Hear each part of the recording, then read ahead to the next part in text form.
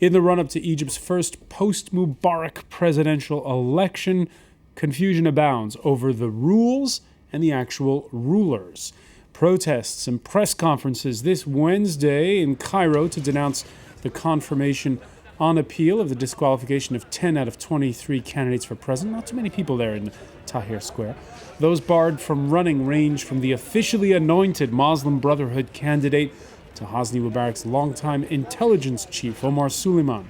So who does that leave? Well, 13 candidates, among them former Arab League boss Amr Moussa. He's the best known abroad.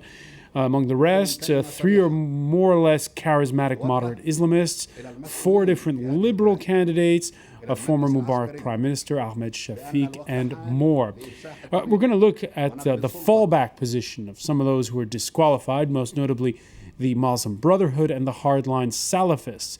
The latest ruling may be from the Electoral Commission, but it's all taking place in a country, let's not forget, still run by the Supreme Council of the Armed Forces, the SCAF, as it's known. Today in the France 24 debate, we're looking at Egypt's tricky transition to democracy. With us from Cairo, Ahmed Naguib, activist and member of the Tayyar Party, a breakaway from the Muslim Brotherhood. Thank you for being with us. Thank you. Also with us, author and Egypt commentator Mira Daridan. Welcome back. And welcome Alain Gresh, responsible for all you'll find at the blog Nouvelle d'Orient, Cairo-born, and also one of the top editors at French monthly magazine Le Monde Diplomatique. The France 24 debate, which you can find on Facebook and on Twitter, our handle at François F24. On that point, Ahmed Naguib, what is your Twitter handle? Because I've got to admit it, I posted the wrong Twitter account. There's another Ahmed Naguib who was invited, it seems, to our show tonight. What is your Twitter account? Well, I'm just new on Twitter. I've been a Facebook freak for over 4 years now, so I handle myself more on Facebook. I'll send you my Twitter account soon. Okay, thanks for that, Ahmed. It can be sticky at times when you do deal with this social networking. Anyway, let's get to the topic at hand. Very true. The most open presidential election campaign in Egypt's history. Now, this follows the most open legislative elections in Egypt's history. Chaos was predicted back then. Instead, we saw a high turnout, mostly congenial atmosphere, and a landslide win for Islamists of various shades. Now here we are, a little more than 1 month from the presidential poll, and the country is once again on edge. 10 of 23 potential candidates were disqualified, and all 10 disqualifications have now been upheld. The rejected hopefuls include Egypt's former spy chief Omar Suleiman, once a close ally of ousted President Hosni Mubarak. His candidacy was rejected because he failed to get enough endorsements in one of Egypt's 15 provinces. Suleiman's team says he gathered far more than the 30,000 total signatures needed across the country. Hardline Salafist cleric Abu Ismail, another high-profile candidate, was also disqualified. The commission ruled him out, saying his mother held a foreign passport. According to Egypt's new laws, the parents and spouse of candidates must have only Egyptian citizenship. The right-wing cleric says his mother's alleged U.S. passport is a fake. Also out of the running, top Muslim Brotherhood candidate Hayrat al-Shatter. He was banned for Mubarak-era criminal convictions on money laundering and terrorism that his supporters say were politically motivated. Though he's been pardoned, the convictions strip him of his political rights. Al-Shatter posted his indignation on Twitter. My exclusion from the presidential race, despite a sound legal case, is proof Mubarak is still in power. We shall continue our peaceful struggle to complete our unfinished revolution. With 3 of the top candidates out of the running, the field has been opened up for other hopefuls. Among the 13 cleared to run is the Muslim Brotherhood's backup nominee, Mohamed Morsi. One of the only favorites still standing is Amr Moussa, the former Arab League chief and longtime foreign minister under Mubarak. And once again, Alain Gresh, that decision to bar 10 candidates made by the Electoral Commission, were they the ones really calling the shots on this?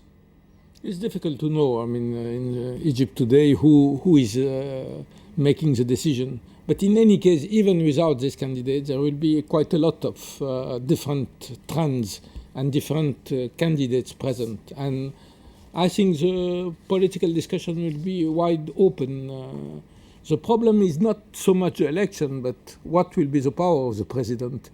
Will he have any power? The constitution is not written. If the constitution is not written, meaning he will function through the whole constitution, making him really, the president has all powers, or will the army accept it? This is one, among the problems which are here. But, this presidential election, it's not the beginning of the revolution, and in any case, I don't think it will be the end. We're going to see reactions, and a lot of them seem to be... like you say, Ahmed Naguib, for us who are not Egyptians here, we're kind of amazed. A lot of people seem to be taking it on the chin. Well, you have to understand that this is the first free presidential elections, or so-called free presidential elections, since the 1952 military coup. So the stakes are high. A lot of people died and sacrificed their lives and future for this moment. Now, what you can see, the diversity of the political spectrum, you have liberals, the Islamists who are not all in one camp, and then again, you've got the military, and you've got a new player for the past year that was not there before, which is the people. So it's a power struggle, and you can see that there's a love and hate relationship between the Muslim Brotherhood and the military councils, or the SCAF. Now, both parties, the military council and the Muslim Brotherhood, if they can do without the other at any given moment, they would not blink. So this is where the love and hate comes. They cooperate on many levels, or they try to work out together a situation where it's comfortable for both parties, where there are economic agreements or agreements that we've only heard of, such as the Muslim Brotherhood would be responsible for the development portfolio of the government, and that the military council would be responsible for key sovereign ministries, such as the Ministry of Defense, Ministry of Interior, and the Foreign Affairs. So this power struggle has not resolved because they both still are trying to undermine each other.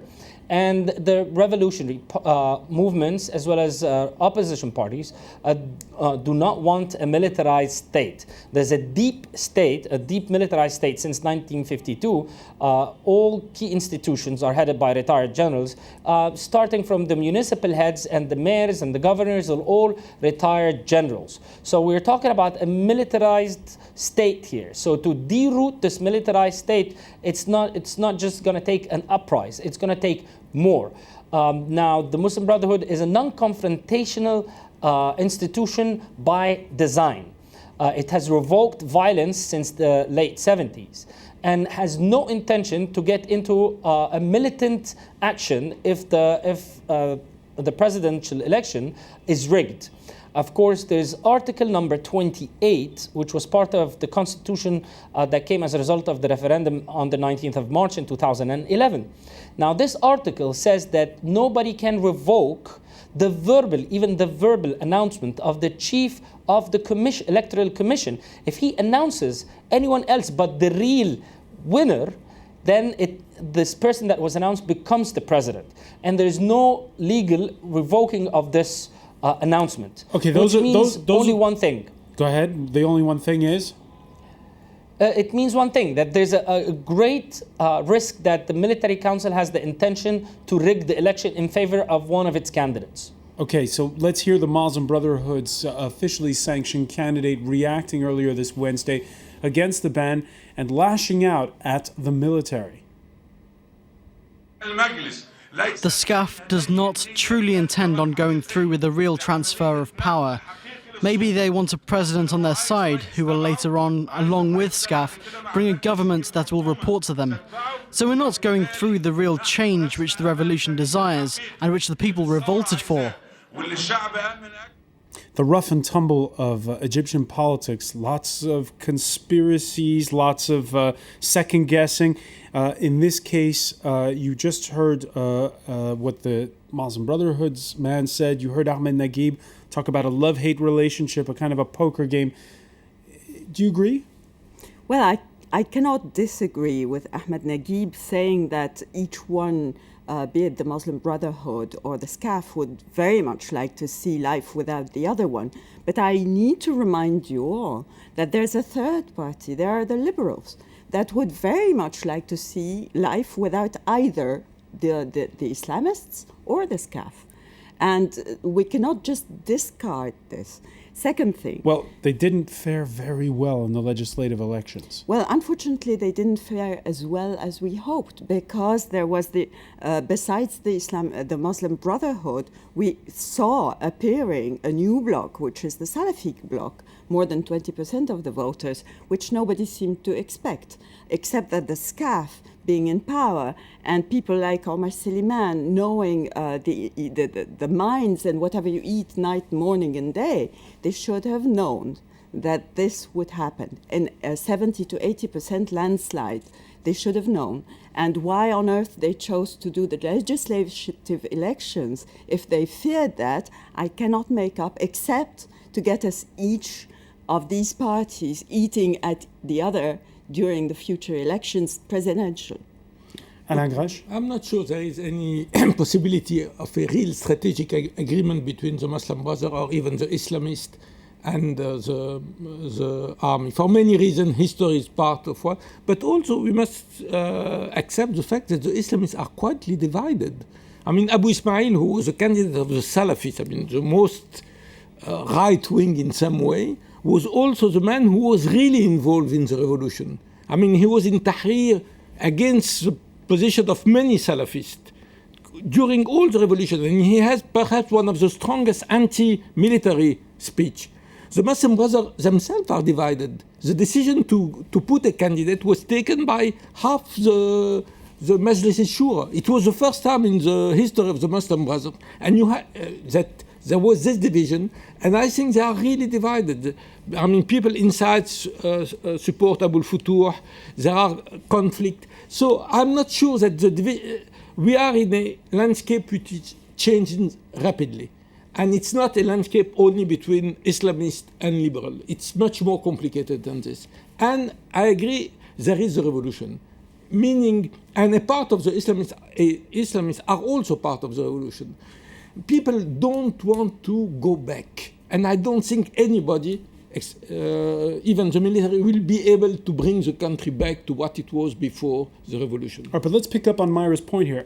How does the fact that the Salafist candidate has been barred, how will that weigh on the outcome? You said that at the outset that there's lots of there's a wide spectrum of opinions represented in those 13 candidates. The Salafis are no longer there. One of the just before coming here, I read a poll about who the people who were supposed to vote for Abu Ismail are going to vote. They were divided. Most of them are going to vote for Abu al-Futuh, who was the most liberal Islamist present, but who was for the revolution from the beginning. Remind us of who Abdelmonein Abdel-Futur is. He is a member of the leadership of the Muslim Brotherhood. He is a doctor. He was head of the Arab, Egyptian doctor, and then the Arab organization of doctors. He's a very, respected figure of what we call the young generation, meaning between 50 and 60 years old. It's not very, very young. And he has taken, he has decided alone to go to the presidential election. He said that the Muslim Brothers shouldn't nominate anybody, and they shouldn't even decide to support anybody. It was not their business. And he defends a very, I think, a quite liberal idea of the state and relation between religion and state, etc. So, and he is well supported by a part of the revolutionary people.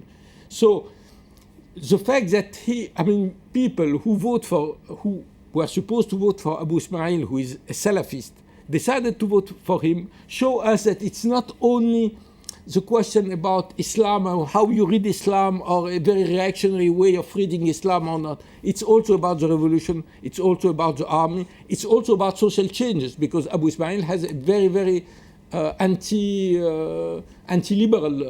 economic anti-liberal. So it's a complicated, as I said, the landscape is changing rapidly, and we shouldn't think about it as a completely closed. Neither the military nor the Muslim Brothers. It's not binary. I want to ask you, Ahmed Naguib, just your reaction if this Salafi strong showing was the big surprise of the legislative elections. What will be the big surprise of the presidential election as it stands now? I agree with both your guests. It's a very complex situation. Before the revolution, it was very easy to project what could happen with very few number of variables in the equation. Now, the sky's the limit. The variables are numerous. There's no one scenario or two scenarios.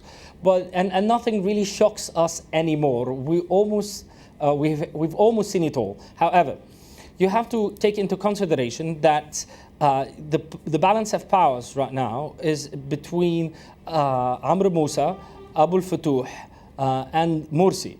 Now, there was a divide inside the Muslim Brotherhood right before they fielded Shatter, who is nothing short from a theatrical fielding for several reasons, but many of which is that they've denied him access to be forming a new government as a representative of majority in parliament. Now, also the fielding of Omar Salman was a response tactic at the same time. But coming back to the projections or what could shock Egyptians, if someone like Ahmed Shafiq actually wins this election. The former prime minister. And it's quite the former prime minister, who was the prime minister of under emergency law when Mubarak had to make a quick fix or quick change before he stepped down. Now, people understand, or those who went out on the streets from the beginning till now, they understand if this happens, it will be only a result of rigging of the elections. Now, if this happens, everyone will go back on the streets. Those who've made it to the streets of Egypt before, and Egypt is not just Tahrir Square. We're talking about millions of people who are on all the streets of Egypt. Now, this would mean one thing. This means that the military council wants people to go out on the streets to appear as if they are going against democracy, because they will absolutely announce that this was a free election, just as they did with the parliamentary election. And you've mentioned this earlier, that although it looked like it was secure and everything was great with the parliamentary elections, although it was not. I personally ran during that elections, and the person who was running in front of me won with rigging, with fixing the election. He had 37,000 votes, and overnight, in the last 6 hours of counting the ballots, he had 370,000 votes. No surprise, this guy is the military council's spokesperson inside parliament right now. He's a mouthpiece for them.